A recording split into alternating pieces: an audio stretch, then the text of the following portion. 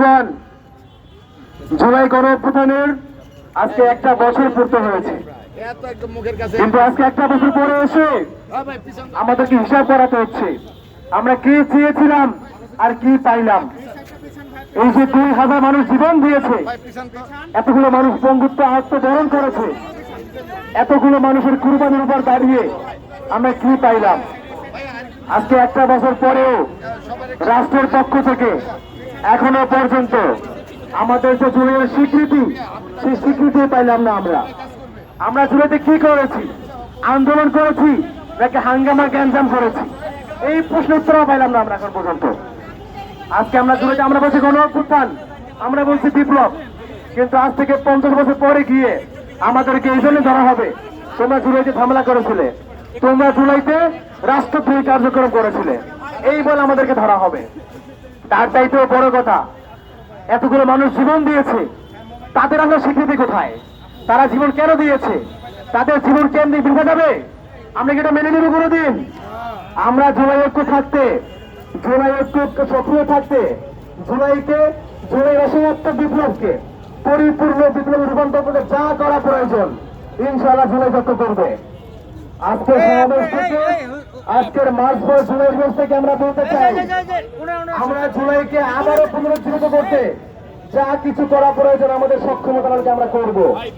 কিন্তু কথা হচ্ছে, যারা শহীদের জীবনের উপর দিয়ে রাষ্ট্রীয় দায়িত্ব নিয়েছে তাদের দায়িত্ববোধ কোথায়?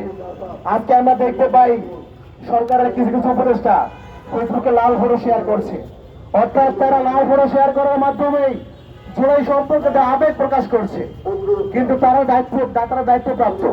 এখন তারা দায়িত্বশীল জায়গায় থেকে শুধুমাত্র ফেসবুকে পোস্ট দিয়ে কি তারা তাদের কাজ শেষ করতে পারে?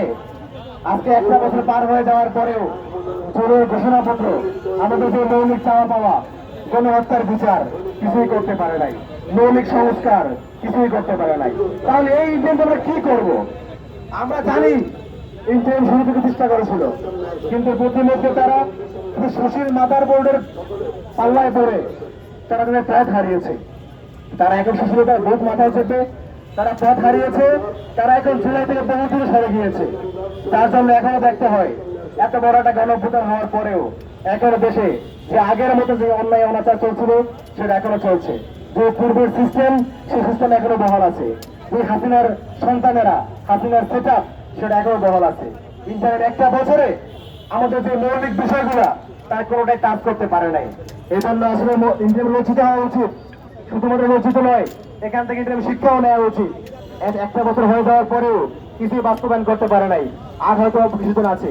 আমরা চাই আর যে কয়েকদিন আছে তার মধ্যে আমাদের জুলাইয়ের যে ম্যান্ডেট, সেই ম্যান্ডেট রাষ্ট্রীয় স্বীকৃতি দেওয়া হোক, অন্তত জুলাই ঘোষণাপত্র দেওয়া হোক। তারপরে আপনারা আদায় করেন না করেন একটা গ্রহণযোগ্য নির্বাচন দিয়ে আপনারা চলে যান। আপনারা একটা বছরে কি করছেন দেখেছি আমরা, আমাদের মৌলিক চাওয়া কিছুই পূরণ করতে পারেন নাই। তো আপনাদের প্রতি আমাদের খুব বেশি আশা আর নাই। আপনারা অন্তত জুলাই ঘোষণাপত্রটা দেন, আওয়ামী লীগকে বিচার করেন, পান্ডে খুনি হাসিনাকে দেশে নিয়ে এসে বিচার করেন, মৌলিক সংস্কার যতটুকু সম্ভব করেন। এরপরে আপনারা একটা গ্রহণযোগ্য নির্বাচন দিয়ে আপনারা চলে যান। আপনাদের প্রতি আমাদের কোনো দায় নেই। এই পর্যায়ে বক্তব্য নিয়ে আসছেন জুলাই ঐক্য সংগঠক ইসলামপুর করাবে।